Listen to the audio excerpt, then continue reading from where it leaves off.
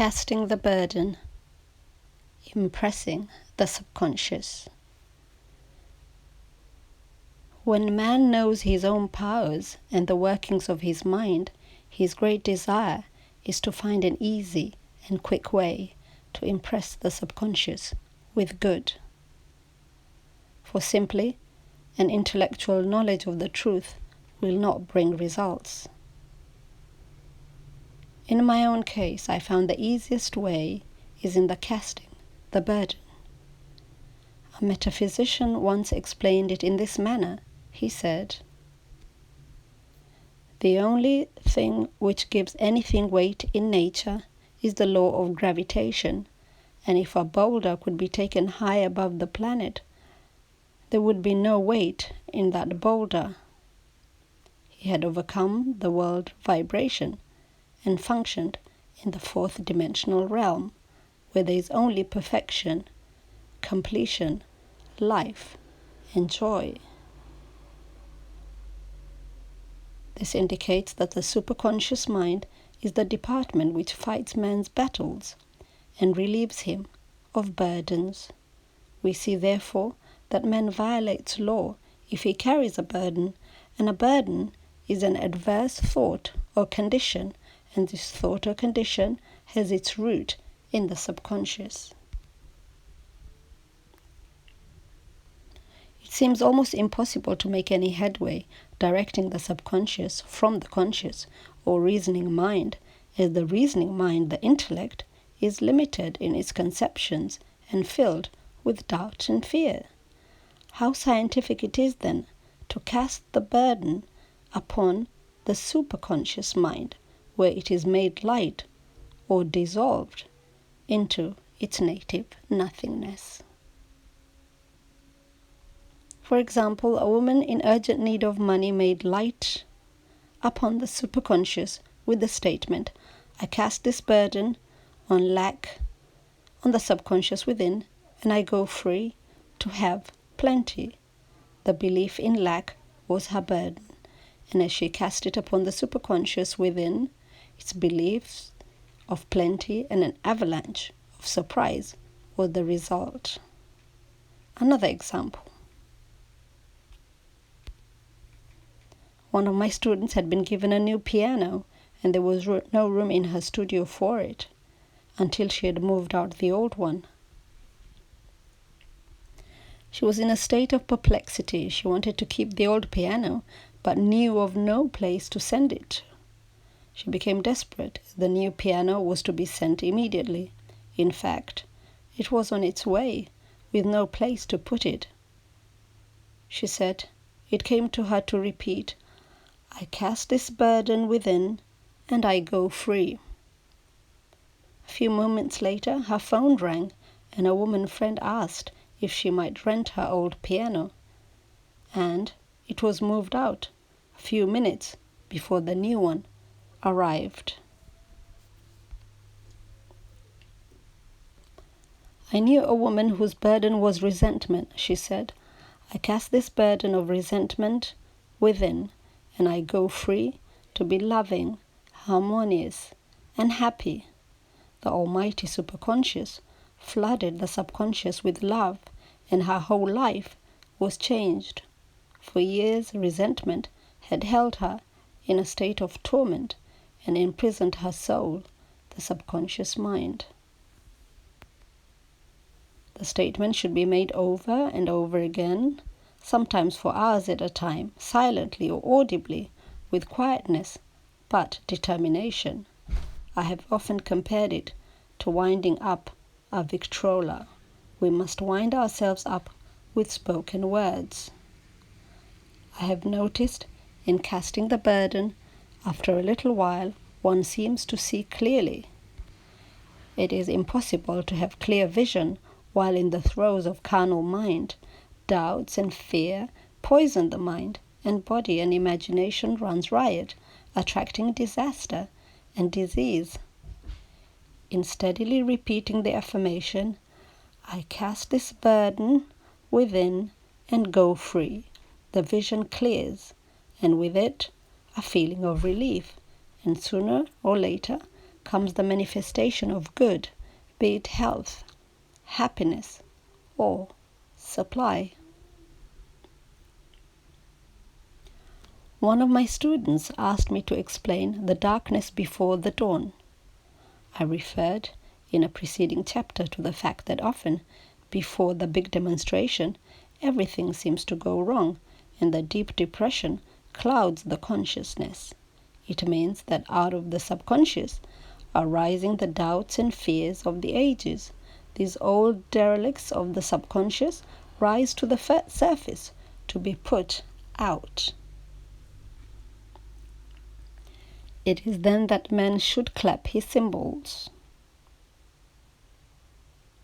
The student continued, "How long must one remain in the dark?" And I replied, "Until one can see in the dark, and casting the burden enables one to see in the dark." In order to impress the subconscious, active faith is always essential. Faith without works is dead. In these chapters, I have endeavored to bring out this point. I will give another example showing how necessary this step is. In fact, active faith is the bridge over which man passes to his promised land. Through misunderstanding, a woman had been separated from her husband, whom she loved dearly. He refused all offer of reconciliation and would not communicate with her in any way. Coming into the knowledge of spiritual law, she denied the appearance of separation. She made this statement, "There is no separation in divine mind. Therefore, I cannot be separated from the love and companionship which are mine by divine right."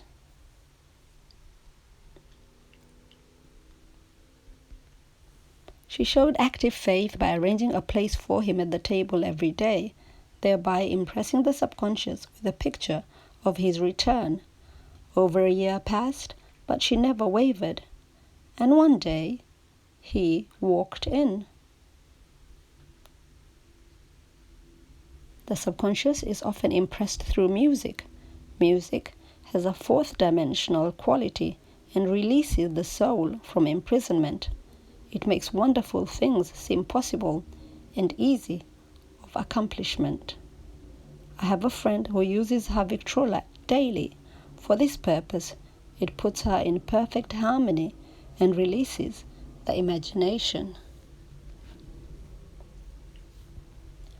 Another woman often dances while making her affirmations. The rhythm and harmony of music and motion carry her words forth with tremendous power. The student must remember also not to despise the day of small things. Invariably, before a demonstration come signs of land.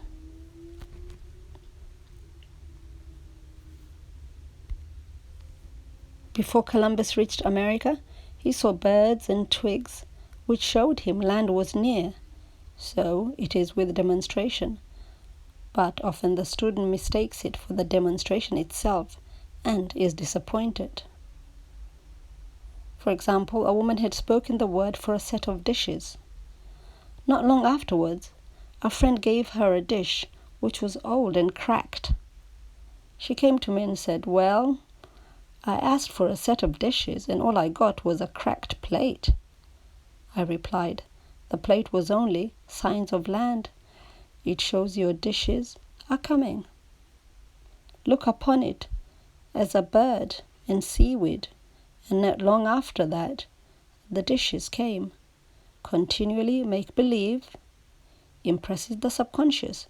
If one makes believe he is rich and makes believe he is successful, in due time he will reap. Children are always making believe, and except ye be converted and become as little children, you shall not enter the kingdom of heaven. For example, I know of a woman who was very poor, but no one could make her feel poor. She earned a small amount of money from rich friends who constantly reminded her of her poverty and to be careful and savings. Regardless of their admonitions, she would spend all her earnings on a hat or make someone a gift and be in a rapturous state of mind. Her thoughts were always centered on beautiful clothes and rings and things, but without envying others. She lived in the world of the wondrous, and only riches seemed real to her. Before long she married a rich man, and the rings and things became visible. I do not know whether the man was a divine selection, but opulence had to manifest in her life, as she had imagined only opulence.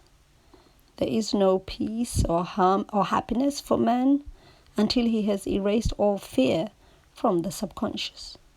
Fear is misdirected energy and must be redirected or transmuted into faith. All things are possible to him that believeth.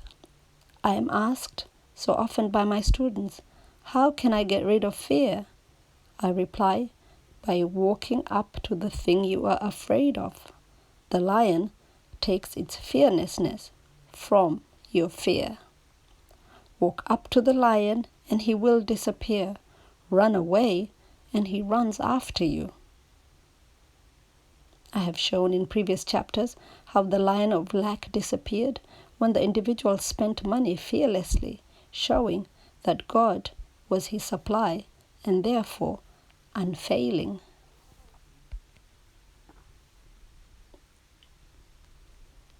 Many of my students have come out of the bondage of poverty and are now bountifully supplied through losing all fear of letting money go out. The subconscious is impressed with the truth that God is the giver and gift. Therefore, as one is one with the giver, he is one with the gift. A splendid statement is, I now thank God the giver for God the gift. Man has so long separated from his good and his supply through thoughts of separation and lack that sometimes it takes dynamite to dislodge these false ideas from the subconscious, and the dynamite is a big situation. We see in the foregoing illustrations how the individual was freed from his bondage by showing fearlessness.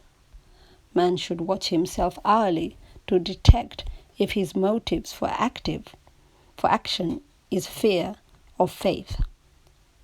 Choose ye this day whom we shall serve, fear or faith. Perhaps one's fear is of personality. Then do not avoid the people feared. Be willing to meet them cheerfully, and they will either prove golden links in the chain of one's good or disappear harmoniously from one's pathway. Perhaps one's fear is of disease or germs. Then one should be fearless and undisturbed in a germ-laden situation, and he would be immune. One can only contact germs while vibrating at the same rate as the germ, and fear drags men down to the level of the germ. Of course, the disease-laden germ is the product of carnal mind, as the thought must objectify. Germs do not exist in the superconscious or divine mind, therefore are the products of man's vain imagination. In the twinkling of an eye, man's release will come when he realizes there is no power in evil.